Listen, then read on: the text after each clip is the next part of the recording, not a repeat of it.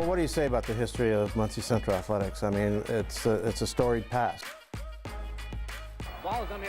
You start with Ron Bonham and go all the way to Bonzie Wells, and they really set the foundation for others to follow. And it's just exciting to be here, to see 8 state championships.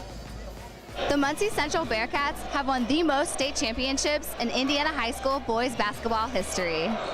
The team has got off to a great start this season and recently defeated their biggest rival, Muncie Southside, in one of the most anticipated games of the year.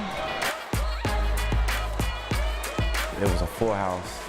Everyone was here watching, and we were ready, and we knew it was going to be a dogfight, but we couldn't let up. We just had to keep going and pressing and pressing. It was a good battle. They came out hard, we came out hard, but we came ready to really play. It just ended up being on our side. There were so many fans, you know, equal South and Central. I mean, there's so many people that came out and supported.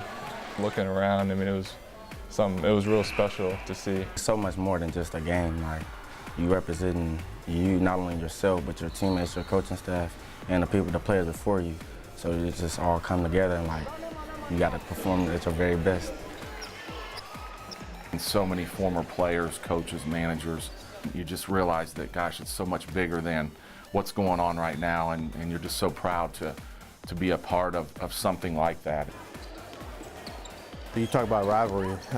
We get to the point where we don't call it a game, we call it an event, because everyone in town shows up, and just every year you have 4,000 or 5,000 people there, and some of the greatest games of all season is because of that one game. I came here when I was 3 years old. I've never missed a Southside Central game. It is a great rivalry. The kids get into it. Now, Muncie Central won the state title in '78, '79, and '88, but a lot of people don't remember that Muncie Southside won in every odd sectional in the '80s. That historic rivalry will come to an end after this season. Next year, 2 schools become one. Rivals become teammates. I think it can become something good. Like, if they just come with the same mentality we have, to come ready to win and play basketball like we were born to do. I'm friends with the majority of all of them. So, I mean, I get along, like, outside of school. We go, like, play at the Boys and Girls Club and stuff. I mean, they're pretty cool people. I hope everybody has the same mentality, because we want to win. We want to get back to, like you said, our state championship teams. We're trying to get back there. So if everybody's on board with that, I'm fine with it. It'll be different for them, but I think, you know, as time goes, I don't think it'll be that hard of an adjustment.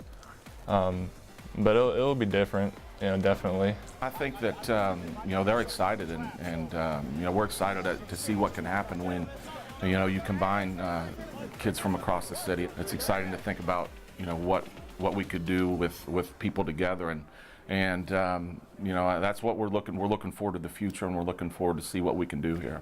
My goal would be, we're very competitive and looking to win North Central Conference championships on a year-in, year-out basis, not just in basketball, but every sport.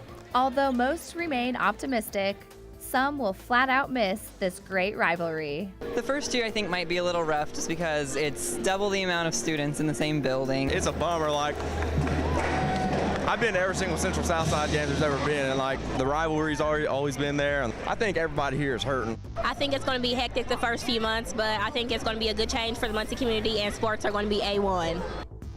One of the neatest things that came from last Friday night, from my perspective, and looking back on it, was looking in the newspaper and seeing pictures of South and Central kids together that night, and community members together that were from South and Muncie Central. So, you know, I think that, you know, everybody at least seems like they're moving forward, and that's such a positive thing for, you know, not only our teams, but just our community in general. So that's exciting to think about. It's kind of bittersweet that it's ending. It's always sad to see a school close because of the traditions that they've created over the years. But you know what? Your memories go on forever. For the Chevrolet Indiana Prep Zone, I'm Lauren Gray.